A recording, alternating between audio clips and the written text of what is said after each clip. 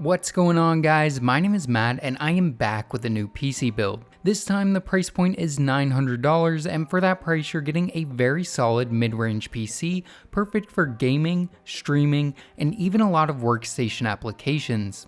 Now this is going to be a full build guide, meaning I'm not only going to be showing you each of the parts and why I picked them, but I'm also going to be showing you how to put everything together step by step, and then finally how it performs in a bunch of games. This PC is using all new parts that are high quality, reliable, and should give you a good gaming experience for years to come. So without further ado, let's go ahead and get into each of the parts making up this $900 gaming beast. So the first part I usually like to pick and talk about is the CPU, as other than the GPU, this has the biggest impact on gaming performance and determines a number of other factors with the build. For a system in this price range, there are a number of ways I could have went, but after looking at all the options, I decided to go with the Intel Core i5-12600KF. This is a 10-core, 16-thread CPU with speeds of up to 4.9 GHz. Now this is a last-gen CPU, but for under $200 right now, this is offering an insane amount of power for the money, giving you the option to not just game, but also do stuff like edit videos, stream, and do other workstation applications. Now this doesn't come with integrated graphics, which is fine because we're using a dedicated graphics card, but is something to keep in mind. Another minor downside is this doesn't come with a stock cooler because it does generate a decent amount of heat, which does require us to get an aftermarket cooler. Luckily, you can get a decent cooler like this Thermalright Assassin X120 for under $20 that cools the CPU really well. This is a tower style cooler featuring 4 copper heat pipes, a good size aluminum fin array, and a 120mm black fan. It's nothing fancy, but it looks pretty nice and does a good job of keeping the mighty 12600KF both cool and quiet while not breaking the bank.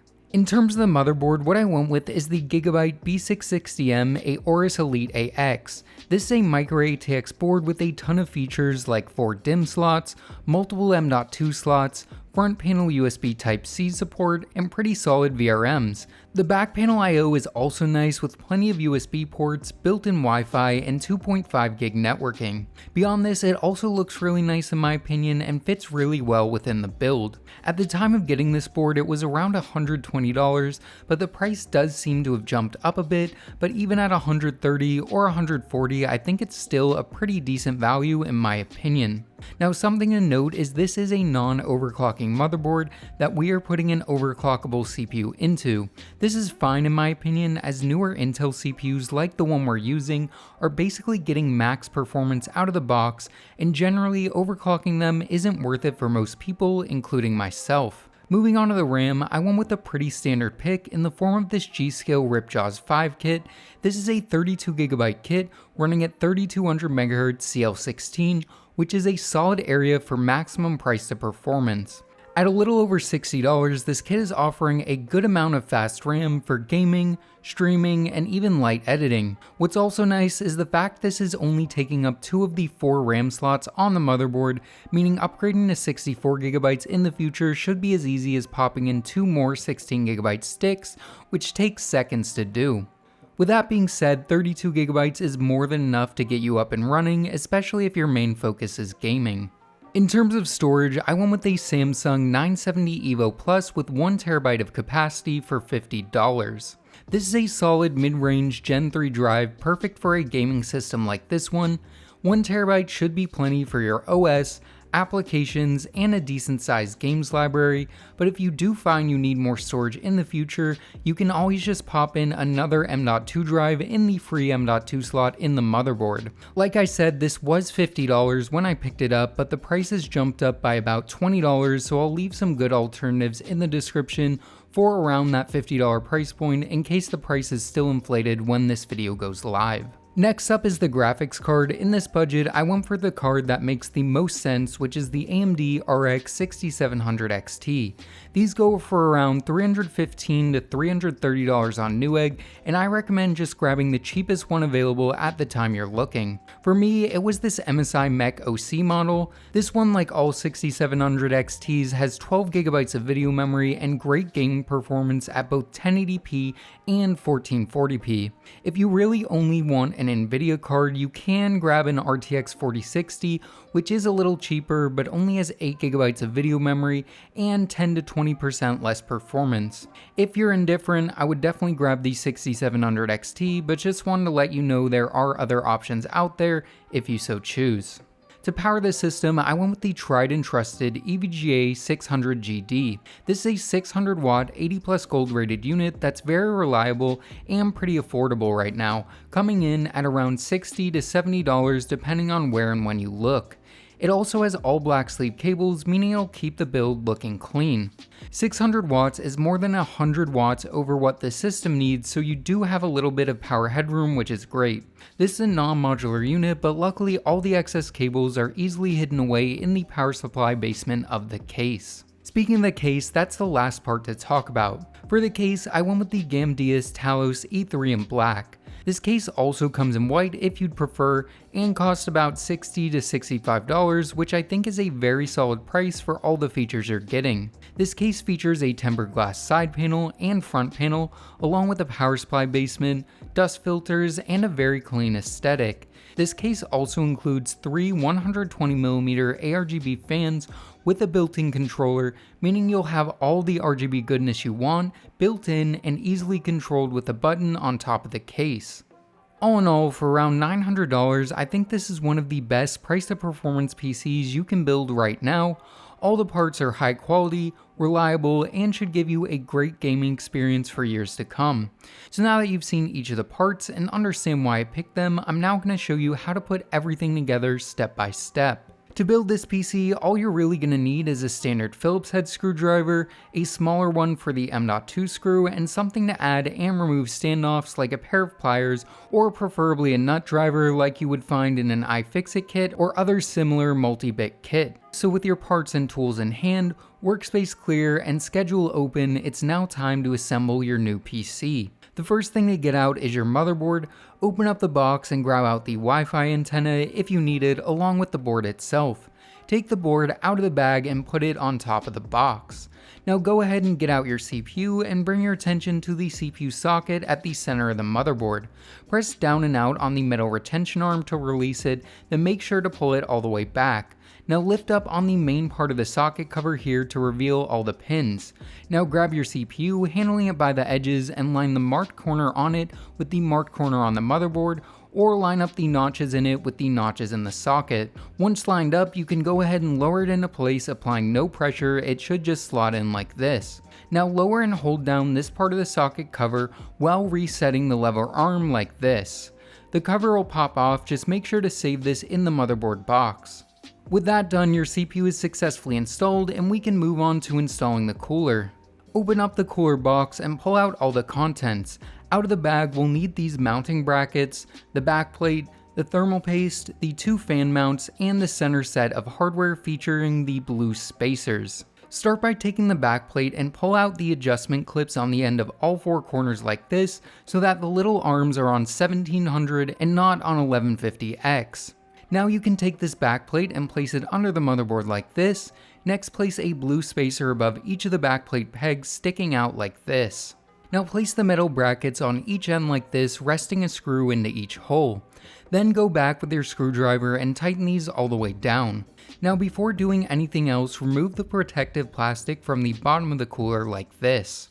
Next, take the included tube of thermal paste and add a pea-sized amount to the center of the CPU IHS like this. Now you can lower the CPU down, lining up the screw mounts on the brackets with the thumb screws on the cooler, and hand start both sides like this. Next, a few turns at a time, go back and forth, tightening down both sides of the cooler like this. Now you can take the 2 fan mounting wires and attach them to the fan like this on both sides. Now place the fan onto the cooler and stretch the wires to secure it to the cooler like this. And here's another view of how they stretch over the cooler fins. With that done, you can take the fan cable and find the CPU fan header next to the RAM slots and line the notch in the connector with the bump out on the header. Then once lined up, just press it into place like this. Then finally, you can take the fan cable and tuck it away like this to hide it and clean up the looks. Next, grab out your 2 RAM sticks and bring your attention to the RAM slots on the motherboard. We're going to be using slots 2 and 4, which are these two, and you can start by opening up the clips on both ends of these 2 slots. With that done, you can grab your first stick and line the notch in the stick with the notch in the slot and lower it down. Once lowered down, you can press firmly on both ends until the clip snaps shut and the RAM stick is secure in place.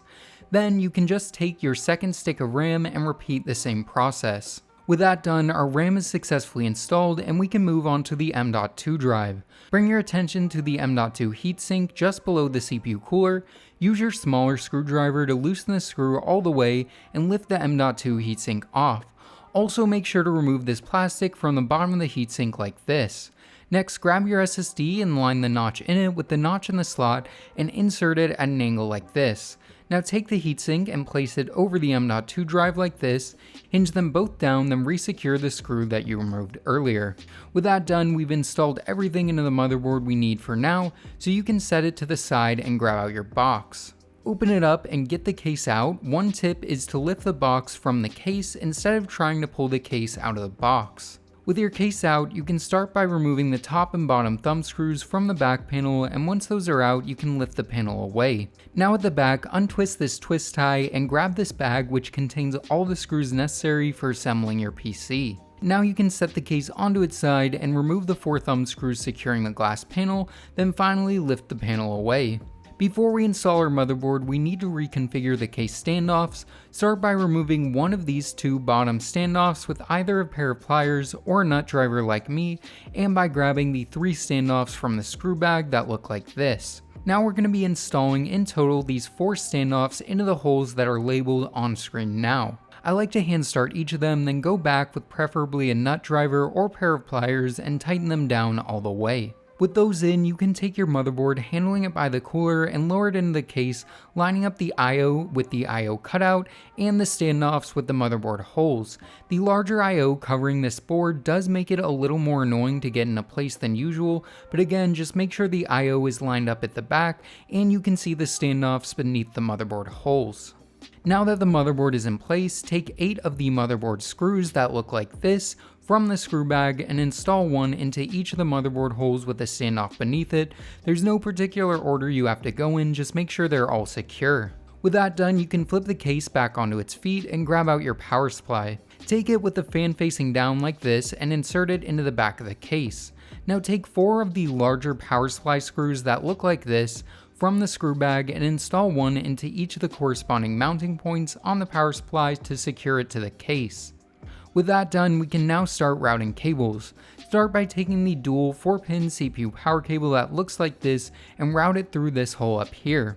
Next, take the large 24-pin cable that looks like this and route it through this hole here. Now take the 2 8-pin PCIe cables that look like this and route them through this hole down here. Next, grab the blue USB 3 cable and route it through the same hole that the 24-pin cable just went through. Next, take the HD audio block connector that looks like this and route it through this hole here. Finally, take the USB 2 block connector and the tiny front panel cables that look like this and route them both through this hole here. Now take one of these SATA power cables from your power supply and plug it into the corresponding SATA power input on the case like this. With that done, we can set the case onto its side to start plugging the rest of the cables in. At the top of the case, start by plugging the 2 4-pin power connectors into the 8-pin header on the motherboard by lining up the clips on both with the bump out on the header and pressing it into place. This is going to be annoying to plug in because of the cooler, but just take your time, keep at it, and you'll eventually get it. Next, you can bring your attention to the right side of the motherboard and grab the 24-pin cable, again lining the clip in it with the bump out on the header, lowering it down, then pressing it into place. Next, grab the USB 3 cable and locate the USB 3 header that's below the 24-pin one that we just plugged in. Line the bump out on the connector with the indent on the header, and once lined up, just press it into place like this. Now bring your attention to the bottom left of the motherboard, locating the HD audio header and grabbing the HD audio connector. Line it up like this, then just press it into place. Now in the bottom middle of the motherboard, locate the USB header and grab the USB 2 connector. Line it up like this and press it into place. Now in the bottom right of the motherboard, locate the front panel header and grab the tiny front panel connectors. Start by taking the two power LED connectors and plug them into the top left two pins with the positive to the left like this. Now take the power switch connector and plug it into the two pins directly to the right of the ones we just used. Orientation on this one doesn't matter because it's just a switch. Now directly below the power LED ones, plug in the hard drive LED connector with the positive to the left, just like we did for the power LED. With that done, we're now ready to install the final component, which is the graphics card. At the back of the case, loosen, lift up, then tighten back down this thumb screw on this sliding panel. With that done, you can remove the top screw on the PCIe covers, and once out, you can lift away the cover itself. Now we need to remove the cover just below the top one by bending it back and forth until it snaps off and can be lifted away. Now go ahead and make sure the PCIe lock on the top slot is open by pressing down on it like this. Now you can grab your graphics card and line the notch in the card with the notch in the slot and lowering it down. Once lined up and lowered down, you can press it into place, making sure the PCIe lock snaps shut. With that done, you can lower and secure the sliding cover we just moved up and secure the graphics card with two screws that are the same type that we used on the power supply. With that done, bring your attention to the PCIe power header on the card and plug in both the PCIe power cables, again lining up the clip on each connector with the bump out on each header. With those done, you can lift the PC back onto its feet because there's one more thing to do before putting the panels back on and firing it up for the first time, which is cable management. For me, I just pulled all the excess cable length from the main chamber to the back of the case and tucked everything under the basement. I didn't even end up using any zip ties, but make this as neat or messy as you wish. Once I confirmed the cables were reasonably flat in the back and the main chamber looked nice, I slid on the back panel and resecured the two thumb screws. Then with the PC on its side, set the glass back on but upside down and remove the bottom plastic, then flip it over, remove the top plastic, and reinstall the four thumb screws using a screwdriver to make sure you don't smudge up the glass. Then with the PC back onto its feet, you can pull off the front plastic and are now ready to turn it on for the first time. So congratulations, your build is technically complete, but there's still a number of things to do before you can start gaming, and the first thing to install is an operating system. I'm not going to be showing you how to do that in this video, but I'll leave a few tutorials in the description on how to install both Windows 10 and Windows 11. Once Windows is installed, you'll need to install drivers. The main one you need are graphics drivers, which I'll link in the description. You just go through, select your card, and then download and install the corresponding drivers for your OS of choice. I'll also leave a link to the driver downloads page for the motherboard. You don't necessarily need any of them as Windows is pretty good at finding them automatically, but you're welcome to download and install any or all of them from there. Finally, once you're sure your system is up and running fine, you need to enable your RAM's XMP profile for maximum performance. With your system off, turn it on, then immediately start smashing the delete key. This will bring you to the BIOS, which looks like this. Now, all you have to do is press this button here to enable XMP, then press this button down here, or F10 to save and exit. Now with all of that done, you're ready to start downloading and enjoying some games. Speaking of games, it's now time to show you the gaming benchmarks.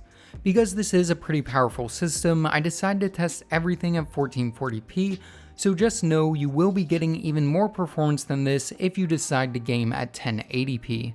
So without further ado, here are the gaming benchmarks.